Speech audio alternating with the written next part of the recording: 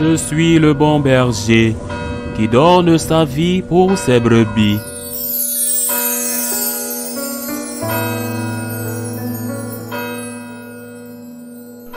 En ce temps-là, Jésus s'en alla ainsi que ses disciples vers les villages situés aux environs de Césarée de Philippe.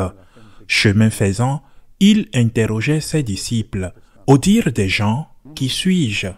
Ils répondirent, Jean le Baptiste pour d'autres, Élie pour d'autres, un des prophètes.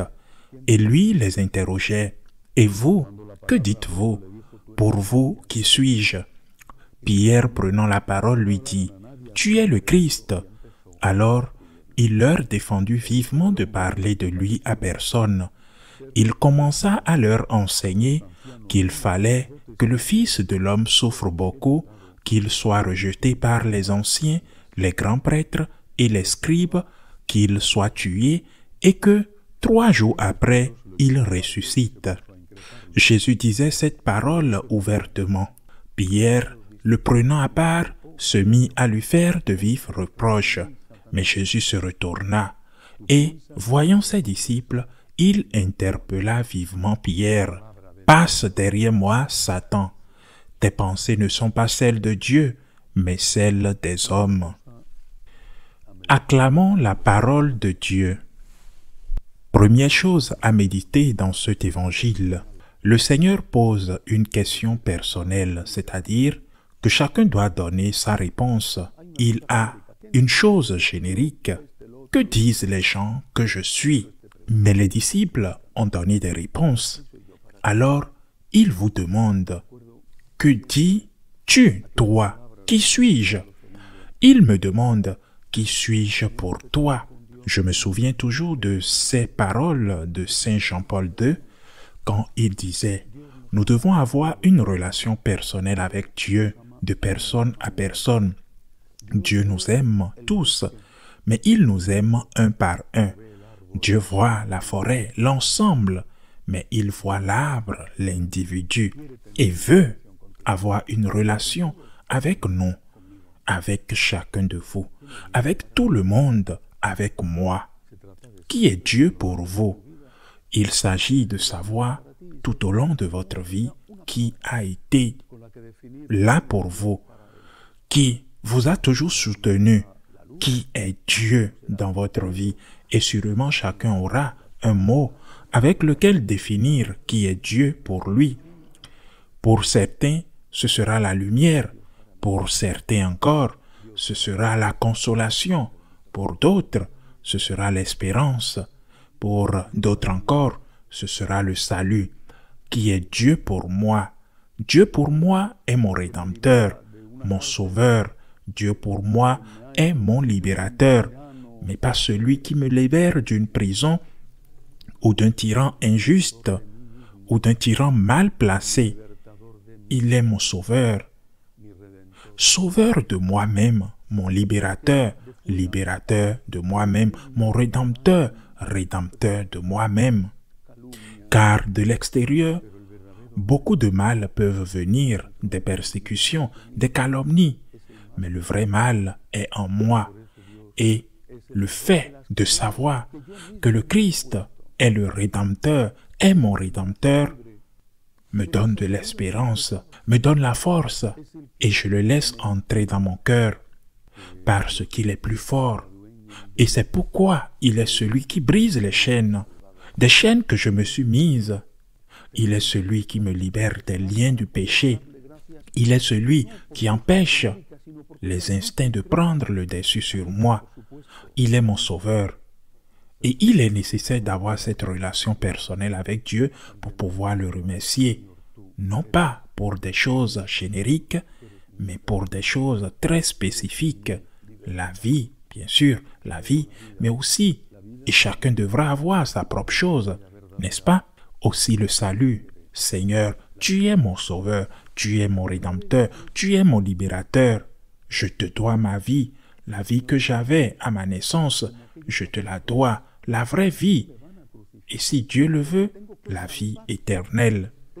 Et ayant dit cela, le Seigneur rendit, comme à ses apôtres, Ils vont me crucifier parce que je dois vous sauver. Je dois vous racheter. Je dois vous ouvrir les portes du ciel. Et cela demande de payer le prix de la mort, de ma mort torturée. Cela demande de payer le prix, de donner ma vie pour vous. Face à cela, nous devons être reconnaissants. Mais il est logique que nous ayons la même réaction que Saint Pierre. Il aimait Jésus et sûrement, si nous avions été à sa place, nous aurions aussi dit la même chose au Seigneur. Que lui dit Saint Pierre? Saint Pierre lui dit, « Cela ne peut pas t'arriver. Comment vas-tu être crucifié? Cela ne peut pas t'arriver à toi. Et cela n'est pas du tout vrai, Seigneur. Je ne peux pas l'accepter, non. » Cette protestation de Pierre était le fruit de son amour, et pourtant le Seigneur lui dit, « Arrière de moi, Satan. Tes paroles ne sont pas celles de Dieu, mais plutôt celles des hommes. » Qu'aurions-nous à dire si nous avions été là et que le Seigneur nous avait posé cette question? Qu'aurions-nous dû répondre pour éviter de recevoir cette réprimande? Après avoir dit à Saint Pierre qu'il sera son second sur cette pierre édifiée dans l'Église,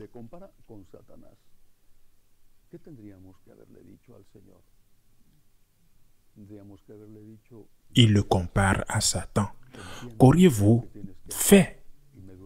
Ou qu'auriez-vous dire si vous étiez à la place du Seigneur? Nous aurions dû lui dire, « Merci, je comprends ce que tu dois faire et cela me fait tellement mal. Et je sais que ce sont mes péchés qui te crucifient et pour mes péchés que tu meurs. Et cela me fait tellement mal, Seigneur. Merci, merci. » Mais nous aurions dû lui dire aussi, « Je veux être avec toi sur la croix. J'ai peur, aide-moi, mais je veux être avec toi sur la croix. S'il te torture, ne me donne pas de matelas de bulles. S'il t'insulte, ne me donne pas de louanges. S'il te couronne d'épines, ne me donne pas de couronnes de louanges ni d'honneur, Seigneur. Si tu dois aller à la croix, donne-moi la grâce et la force d'aller à la croix avec toi. »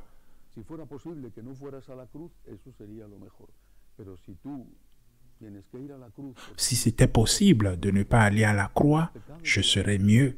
Mais si tu dois y aller pour le pardon de mes péchés, pour m'ouvrir la porte du paradis, pour le pardon des péchés de l'humanité, alors Seigneur, laisse-moi aller à la croix avec toi. Si nous avions dit cela étant là, nous n'aurions peut-être pas laissé Jésus seul au jardin des Oliviers, s'endormant, tandis qu'il buvait la coupe de l'amertume. Nous n'aurions pas nié l'avoir connu dans la maison de Caïphe, et nous ne serions pas absents au pied de la croix. C'est terrible que le Christ ait dû mourir pour nous afin de nous donner la vie. C'est terrible et c'est très bénéfique pour nous, mais il devait le faire.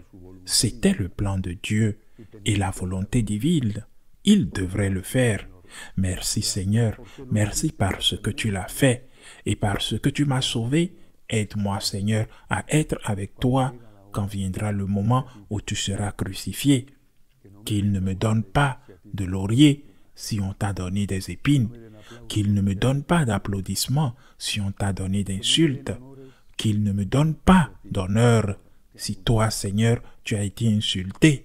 Aide-moi, Seigneur, à monter avec toi sur la croix et, si possible, à enlever quelques-unes de ces épines qu'ils ont mis sur ta couronne.